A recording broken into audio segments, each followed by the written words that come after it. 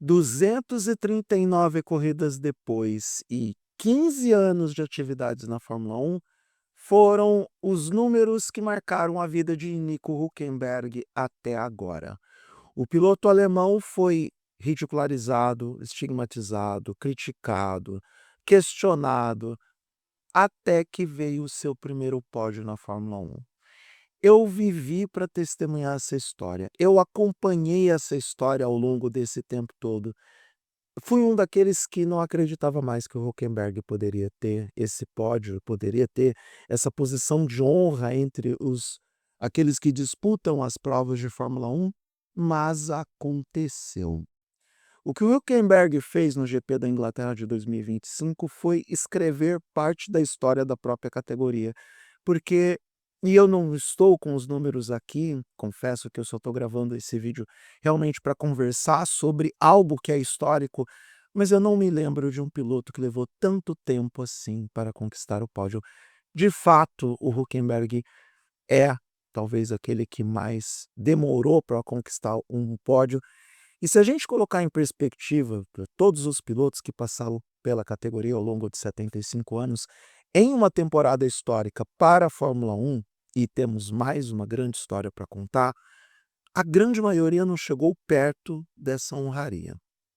Pensa nos pilotos brasileiros que sequer flertaram com o pódio: Ricardo Rossetti, Pedro Paulo Diniz, Tarso Marques. Olha, tantos e tantos pilotos que não tiveram essa oportunidade, não tiveram sequer, em alguns casos, a competência, a qualidade e a capacidade de alcançar o pódio. E, olhando para trás, eu penso que nós fomos muito críticos com o Hülkenberg, porque ele é um bom piloto, ele é competente, ele é rápido. Essa temporada da Kick Sauber, que está se recuperando e surpreendentemente é a sexta colocada no Mundial de Construtores, mostra o quanto que o Hülkenberg contribui para a evolução de qualquer equipe, por ser extremamente técnico, por ser experiente, por ter o entendimento da capacidade de desenvolver carros de corrida. Então, nós somos muito duros com o Hülkenberg. Historicamente, nós fomos extremamente cruéis com o Nico Hülkenberg. E esse terceiro lugar, que foi celebrado como uma vitória, não só por ele, mas por boa parte do grid da Fórmula 1, porque os seus pares vieram se manifestar, tanto para o site da Fórmula 1.com quanto para a imprensa em diferentes mídias, sobre o quão as pessoas estão felizes pelo que o Hülkenberg alcançou no GP da Inglaterra. Mostra também o respeito que ele tem em relação aos seus pares, ou que no caso os seus pares têm em relação a ele, porque ele construiu isso ao longo de 15 anos na Fórmula 1.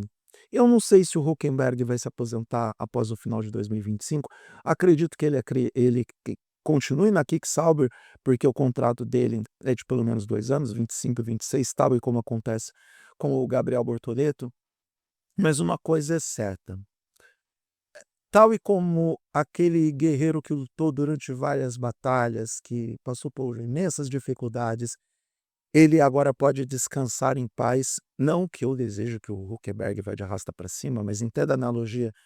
Depois de você batalhar tanto, depois de você lutar tanto, depois de você persistir, insistir tanto, você consegue a sua recompensa, você consegue a sua vitória pessoal.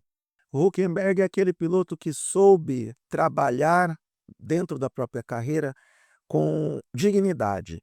Não vou aqui discutir ética, porque a gente não sabe das particularidades e outras pessoas podem ter visões um tanto quanto diferentes sobre a pessoa dele, mas foi muito digna a trajetória do Hülkenberg até aqui.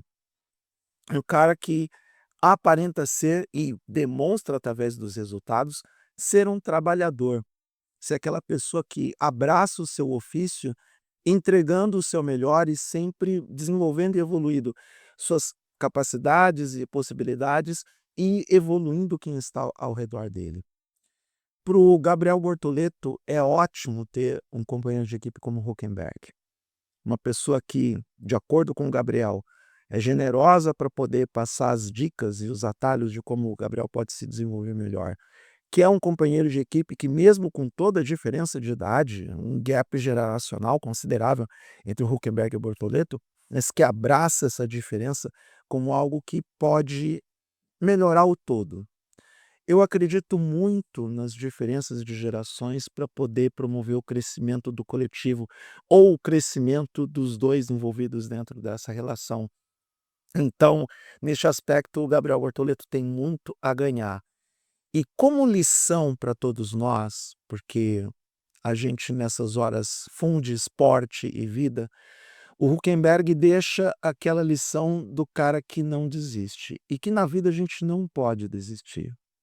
Se a gente ama fazer alguma coisa, se a gente entende que aquilo que nós estamos fazendo pode nos levar para um lugar melhor, pode nos dar evolução técnica, evolução moral, evolução conceitual, a gente não desiste.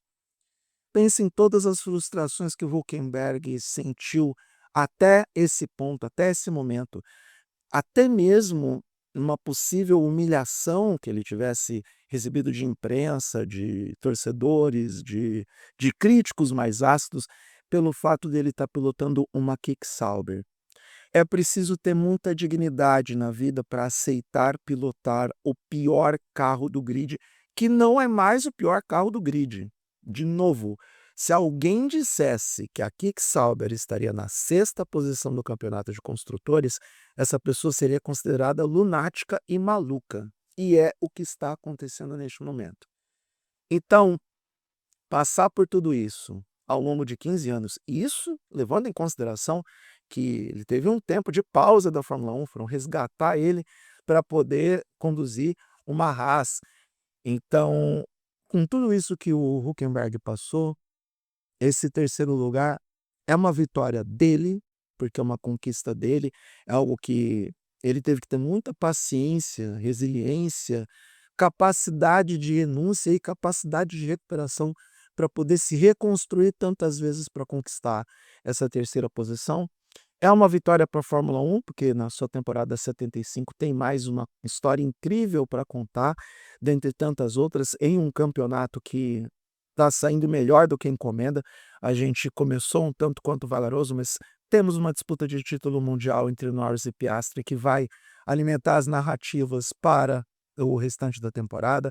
Temos todas as especulações de uma possível saída do Max Verstappen da Red Bull, mas temos essas histórias pontuais que nós podemos contar e talvez a história do Nico Hülkenberg seja uma das mais interessantes, uma das mais bonitas, uma das mais emblemáticas dessa temporada 75 da Fórmula 1. É aquela história que faz com que individualmente a gente olhe para um cenário e pense: bom, vale a pena a gente continuar a trabalhar duro, vale a pena a gente continuar a insistir, ser um pouco teimoso e, ao mesmo tempo, acreditar em nós mesmos dentro das nossas escolhas. Vale a pena a gente ter um trabalho ético e digno para a gente ter não só do que se orgulhar no futuro, mas para também ter o respeito dos seus iguais, o respeito de boa parte do público, o respeito da imprensa, o respeito daqueles que olharam para o seu trabalho de forma digna, um trabalho de forma ética e um trabalho que mostra que persistir e insistir vale a pena. O Huckenberg venceu, mas acho que a Fórmula 1 venceu também. Todos nós vencemos por tabela, porque testemunhamos uma das grandes histórias de resiliência no mundo do esporte. E até eu fico muito feliz com tudo o que aconteceu. Dá até para a gente ter um agradecimento indireto ao Huckenberg por não ter desistido dele mesmo, por não ter desistido da Fórmula 1, porque testemunhar o terceiro lugar dele no GP da Inglaterra foi talvez a melhor coisa dessa corrida, de uma corrida que foi bem interessante sim, com muitas alternativas, mas nada como a gente ficar feliz com a felicidade alheia, não é mesmo?